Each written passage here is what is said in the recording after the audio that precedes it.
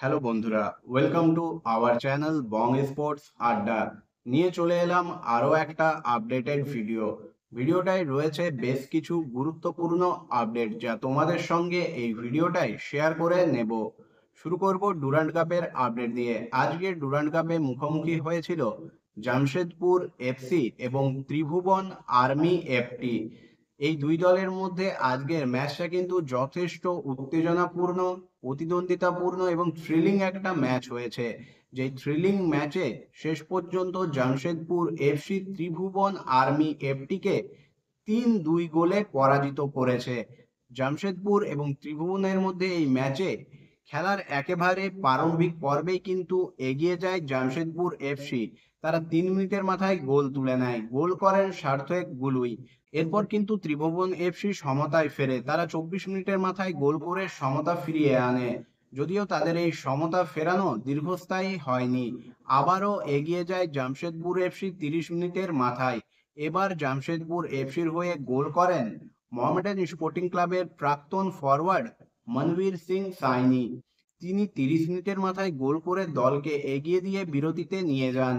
বিরতির পর খেলা শুরু হলে আবারও কিন্তু সমতায় ফেরে ত্রিভুবন আর্মি এফটি। ৬৩ মিনিটের মাথায় তারা কিন্তু সমতায় ফেরে।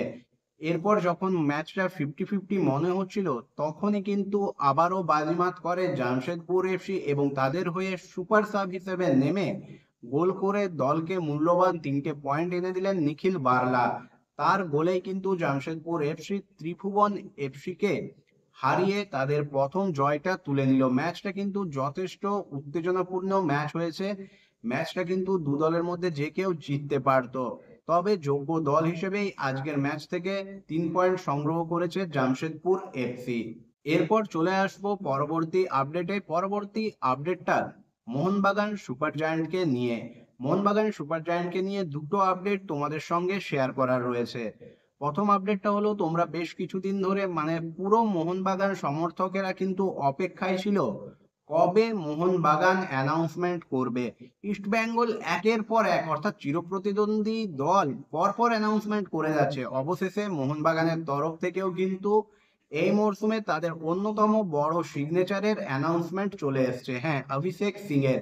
এবং সেই অ্যানাউন্সমেন্টটাও কিন্তু ইউনিক ওয়েতে চিরপ্রতিদ্বন্দ্বী ইস্ট বেঙ্গলকে ট্রোল করেছে মোহনবাগান সুপার জায়ান্ট।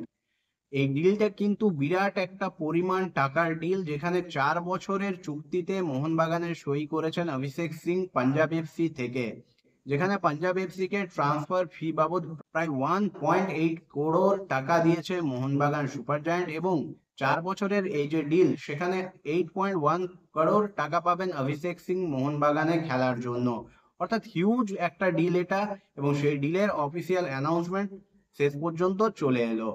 এরপর কথা বলবো মোহনবাগানের দ্বিতীয় আপডেট নিয়ে। মোহনবাগানের তরুণ তুর্কি ২০ বছর বয়সী লেফট ব্যাক অমনদীপ সিং, যিনি কিন্তু মোহনবাগানের হয়ে CFL, RFDL, ISL, super cup, এমনকি এএফসি কাপের স্কোয়াডেও ছিলেন।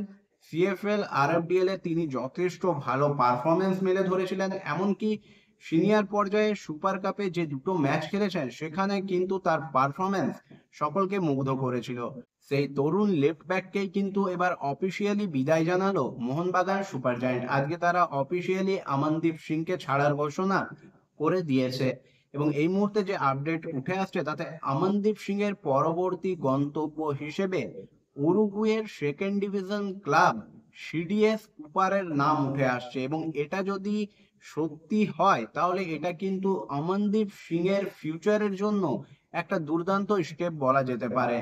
বিদেশের ক্লাবে খেলে তিনি নিজেকে যেমন আরো ক্ষুরধার, আরো তীক্ষ্ণ করতে পারবেন, নিজের স্কিলকে ইমপ্রুভ করতে পারবেন, এবং সেকেন্ড ডিভিশন হলেও উরুগুয়ের মতন দেশের ক্লাবে খেলা কিন্তু যথেষ্ট একটা চ্যালেঞ্জিং, এবং নিজেকে একটা অন্য উচ্চতায় নিয়ে যাওয়ার সুযোগ পাওয়া, সেই সুযোগটাই কিন্তু পেতে চলেছেন।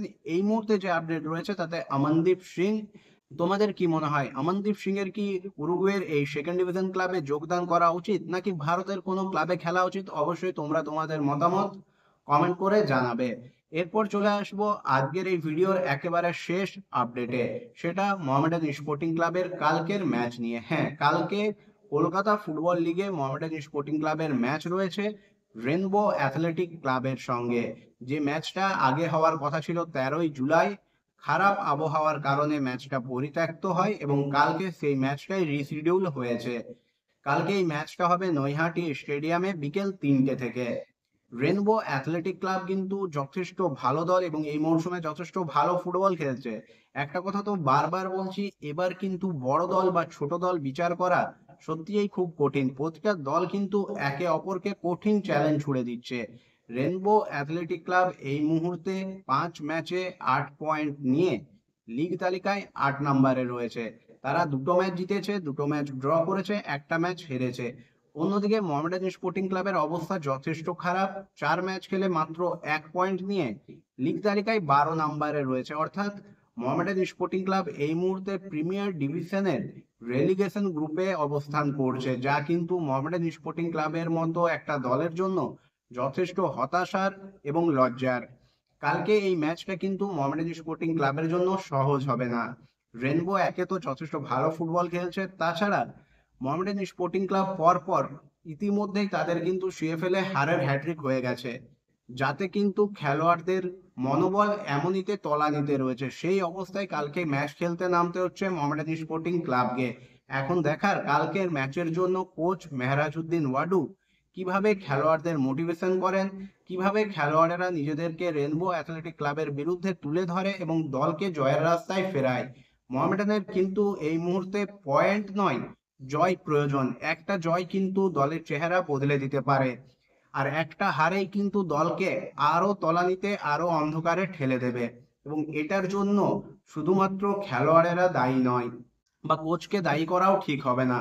তিনি একটা অনভিজ্ঞ স্কোয়াড নিজের হাতে পেয়েছেন। মাত্র হাতে গোনা কয়েকজন খেলোয়াড় রয়েছেন যাদের ইতিপূর্বে সিএফএল এর মতো টুর্নামেন্টে খেলার অভিজ্ঞতা রয়েছে, তাই তারও বিশেষ কিছু করার নেই। এক্ষেত্রে কর্মকর্তারাও কিন্তু দায় এড়িয়ে যেতে পারেন না। মোহামেডান স্পোর্টিং ক্লাবকে নিয়ে যে সমস্ত অবস্থা, সে বিষয়ে তারা কিন্তু আগে থেকেই অবগত ছিলেন এবং তাদের আরো আগে এই বিষয়গুলো শর্ট আউট করার চিন্তা ভাবনা করা উচিত ছিল, যাতে একটা শক্তিশালী সিএফএল এর জন্যও দল গঠন করা যায়। এটা এমন একটা দল গঠন করা হয়েছে যে দলটাকে নিয়ে খুব বেশি স্বপ্ন দেখা কিন্তু মিছে। আমি খেলোয়াড়দের ছোট করছি না, তবে অন্য দলগুলোর তুলনায় মোহামেডান স্পোর্টিং ক্লাবের স্কোয়াড কিন্তু যথেষ্ট দুর্বল। এ বিষয়ে তোমরা সকলে কিন্তু আমার সাথে মনে হয় একমত হবে। মোহামেডান স্পোর্টিং ক্লাব এবং রেনবোর মধ্যে এই ম্যাচটা মোহামেডান যদি কাল জেতে, তাহলে মোহামেডান স্পোর্টিং ক্লাব কিন্তু 9 নম্বরে উঠে আসার একটা সুযোগ পাবে, এবং হারলে মোহামেডানের অবস্থানের পরিবর্তন হবে না। তবে রেলিগেশন গ্রুপে মোহামেডান স্পোর্টিং ক্লাব অবস্থান করবে এবং এই অবস্থানটা আরো মোহামেডানকে নিচে নিয়ে যাবে, কারণ এই মুহূর্তে জয় ছাড়া অন্য কিছু মোহামেডানের হাতে নেই। জয় প্রয়োজন। এখন দেখার কালকে রেনবোর বিরুদ্ধে মোহামেডান স্পোর্টিং ক্লাব হারের হ্যাট্রিক ভুলিয়ে জয়ের রাস্তায় ফিরতে পারে কি না। যদিও রেনবো কিন্তু কঠিন চ্যালেঞ্জ ছুড়ে দেবে কালকে মোহামেডান স্পোর্টিং ক্লাবকে। বন্ধুরা, তোমাদের কি মনে হয় কালকের ম্যাচে কি জয় ফিরতে পারবে মোহামেডান স্পোর্টিং ক্লাব? পারবে রেনবো অ্যাথলেটিক ক্লাবকে হারিয়ে এই মরশুমে সিএফএল এর প্রথম জয়টা তুলে নিতে? অবশ্যই তোমাদের মতামত তোমরা কমেন্ট করে জানাবে। আজকের এই ভিডিওটা বন্ধুরা এই পর্যন্ত। এই ভিডিওটা যদি ভালো লেগে থাকে তাহলে অবশ্যই লাইক কমেন্ট শেয়ার করে দিও, চ্যানেলটাকে সাবস্ক্রাইব করে নিও। দেখা হচ্ছে পরের ভিডিওতে।